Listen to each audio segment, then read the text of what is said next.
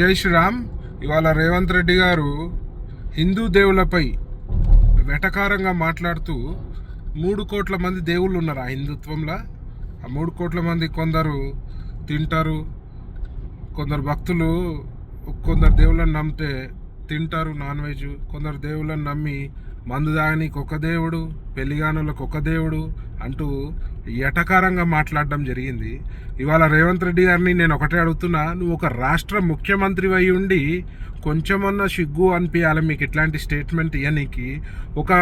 ఒకరి మనోభావాలని కించపరచొద్దు అని ఒక ఇంగిత జ్ఞానం అన్న ఒక రాష్ట్ర ముఖ్యమంత్రిగా మీకు ఉన్నది.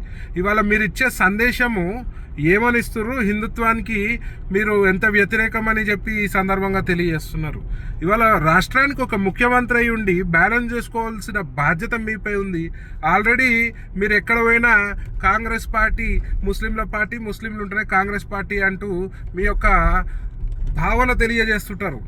మరి ఇవాళ హిందువుల మనోభావాలని కించపరిచే విధంగా, మా దేవీ దేవతలను అవమానపరిచే విధంగా మాట్లాడుతూ మరి టోటల్గా యాంటీ హిందూ గవర్నమెంట్ అనే ప్రూవ్ చేసుకునే విధంగా మీ యొక్క స్టేట్మెంట్ ఉంది. మరి ఇవాళ హిందూ సోదరులు ఏకమైతే మాత్రం ఇవాళ మీ ఇట్లాంటి స్టేట్మెంట్స్కి తీవ్రంగా వ్యతిరేకిస్తారు. మరి మీ ప్రభుత్వాన్ని తాట తీస్తారని చెప్పి సందర్భంగా తెలియజేస్తూ, మరి దయచేసి మీరు ఆ హిందూ సోదరులందరూ కూడా ఆలోచించాలి. వీళ్ళ ధోరణి ఎట్లుందో హిందువులపై ఆల్రెడీ మీరు చూస్తూనే ఉన్నారు. గతంలో ఎన్నో సంఘటనలు యాంటీ హిందూ సోషల్ ఎలిమెంట్స్ లెక్క వీళ్ళు తయారవుతుర్రు.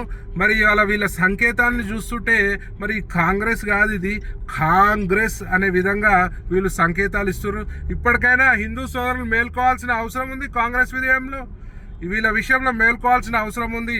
బిడ్డ ఇట్లనే మరి హిందుత్వంపై, హిందూ దేవులను అవమానపరిచే విధంగా మరి మాట్లాడితే మాత్రం హిందూ సమాజం వీళ్ళ తాట తోలు తీస్తారని ఈ సందర్భంగా తెలియజేస్తూ, మరి ప్రతి ఒక్క హిందూ సోదరుడు ఆలోచించే సమయం ఆసనమైందని తెలియజేస్తున్నాను.